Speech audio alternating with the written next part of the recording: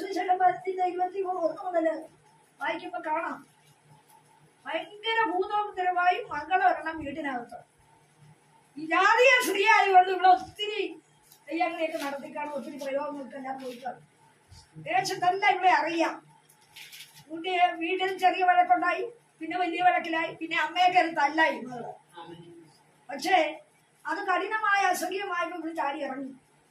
ഇല്ല, ഈ പറച്ചിൽ കൊണ്ടും ഈ ലോകര് കാണിച്ചതും പറഞ്ഞതും പ്രവർത്തിച്ചതുമായ പ്രവൃത്തി കൊണ്ടൊന്നും എന്റെ മകൾക്ക് സൗഖ്യം വരത്തില്ല.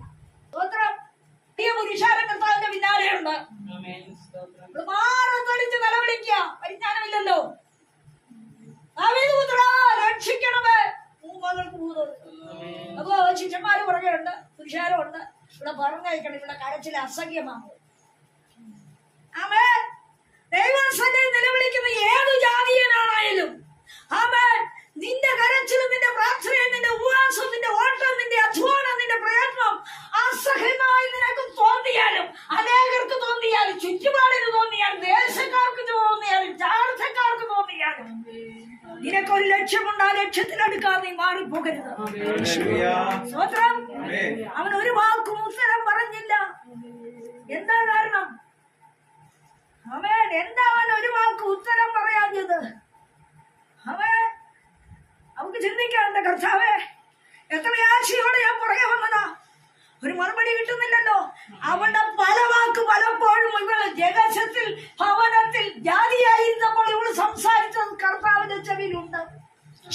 കർത്താവിന് വിരോധമായി, കർത്താവിന്റെ നാമത്തിന് വിരോധമായി, അവന്റെ വിശുദ്ധിയെ ചോദ്യം ചെയ്ത്, അവന്റെ വാക്കിനെ ആട്ടിക്കളഞ്ഞ്, അവന്റെ നടപടികളെ ചോദ്യം ചെയ്ത്, പലപ്പോഴും ശത്രുവിനോട് ചേർന്ന് ഇവർ പലതും പറഞ്ഞത് കുരുക്കായുള്ള കുടുംബത്തിൽ ഇപ്പോ ദൈവം കൊടുത്തിരിക്കുക.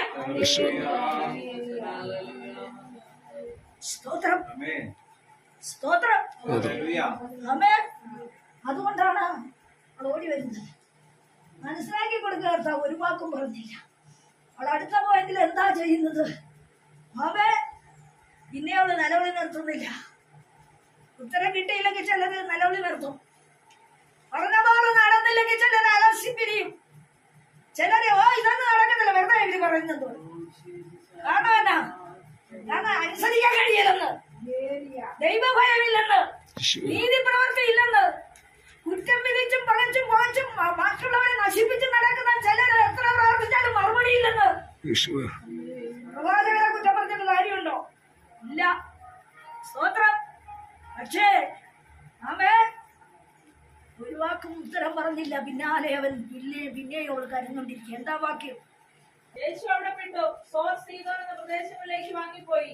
ആ ദേശത്ത് നിന്ന് ഒരു കനാന്യ സ്ത്രീ വന്നു അവനോട്, കർത്താവേ, ദാവീദ് പുത്രനോട് കരുണ തോന്നണമേ, എന്റെ മകൾക്ക് ഭൂതോപദ്രവം കഠിനമായിരിക്കുന്നു എന്ന് നിലവിളിച്ചു പറഞ്ഞു. അവൻ അവളോട് ഒരു വാക്കും ഉത്തരം പറഞ്ഞില്ല.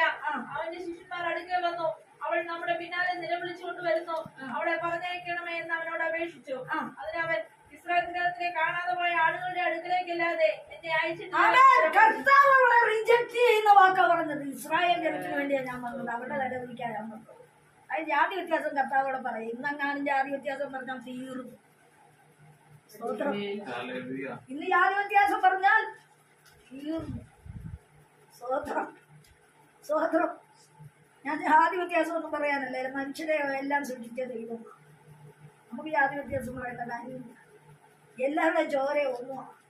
ആമേൻ, ആമേൻ. സ്തോത്രം. അതുകൊണ്ട് നമ്മൾ ആരെയും കുറ്റം വിധിക്കണ്ട. നമ്മളാരും ശ്രേഷ്ഠരല്ല. കർത്താവ് നമ്മളെ തെരഞ്ഞെടുത്തു, അത്രയേ ഉള്ളൂ. നമുക്കുള്ള യോഗ്യത അറിയും. സ്തോത്രം.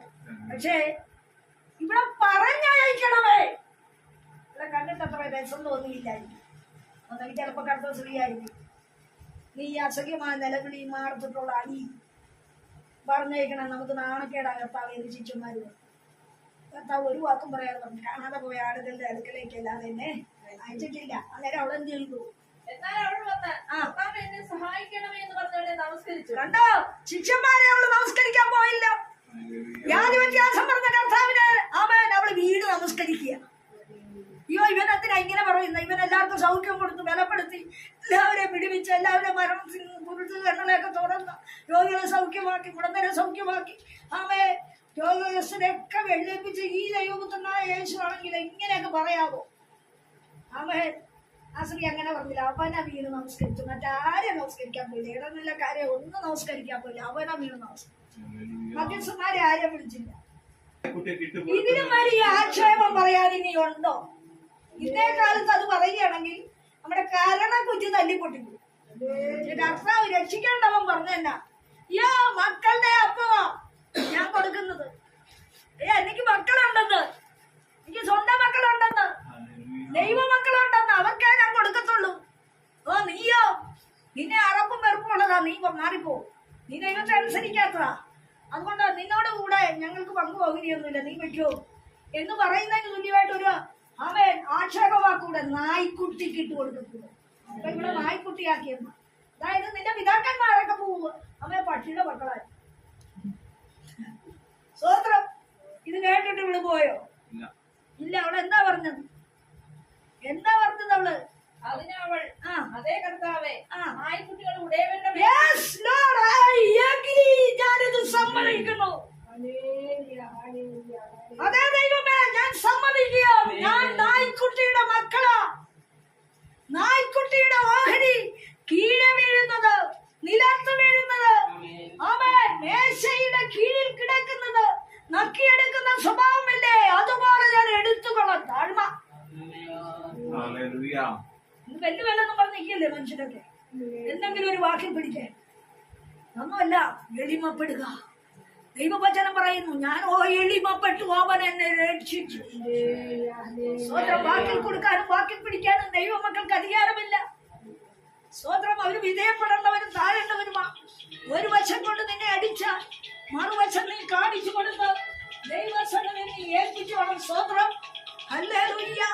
ഇന്ന് പകലിൽ പരിശുദ്ധാത്മാവ് പറയുക, ആമേൻ, അതേ കർത്താവേ, നായ്ക്കുട്ടി ഉടയവരുടെ മേശയിൽ നിന്ന് വീഴുന്ന അപ്പം മുറുക്ക് ഭക്ഷിക്കുന്നല്ലോ. ആമേൻ.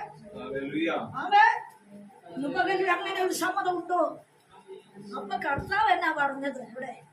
യേശു അവളോട്, സ്ത്രീയെ, നിന്റെ വിശ്വാസം വലിയ, നിന്റെ വിശ്വാസമാ വലിപ്പമുള്ളത്.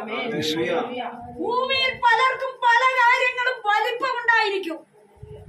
ചിലർക്ക് ഉന്നതമായ പവറുള്ള ഉദ്യോഗം, ചിലർക്ക് ഭൂസമ്പത്ത്, ചിലർക്ക് സൗന്ദര്യം, ചിലർക്ക് ഉന്നതമായ കൂട്ടുകെട്ടുകള്, ചിലർക്ക് ഉയർച്ചയിലുള്ള ധനസമാഗമം, പല വിധത്തിലുള്ള അനുഭവങ്ങളുടെ ഉയർച്ചയില് വലിപ്പം കണ്ട് ആനന്ദിച്ച് പുളയ്ക്കുമ്പോൾ ഈ സാധു സ്ത്രീയോട് ദൈവം പറയുക,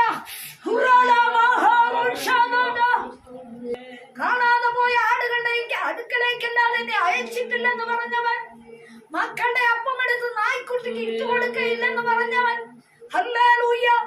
സ്ത്രീയെ, നിന്റെ വിശ്വാസം വലിയതെന്ന് പറയിപ്പിക്കത്തക്കവണ്ണം അവൾ പല ഘട്ടത്തിൽ താണു മടങ്ങി വന്ന് അവളുടെ പിതാക്കന്മാരുടെ അകൃത്യം പോലും അവൾ ഹല്ലേലൂയ ദൈവസന്നിധിയിൽ ഏറ്റു പറയിക്കത്തക്കവണ്ണം അവളുടെ ഹൃദയം അവിടെ താണപ്പോൾ കർത്താവ് പറയാ, സ്ത്രീയെ, നിന്റെ വിശ്വാസം വലിയത്.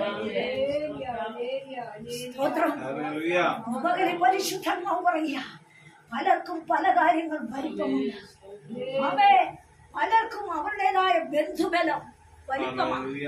കുടുംബ മഹിമ പലർക്കും വലിപ്പമാണ്.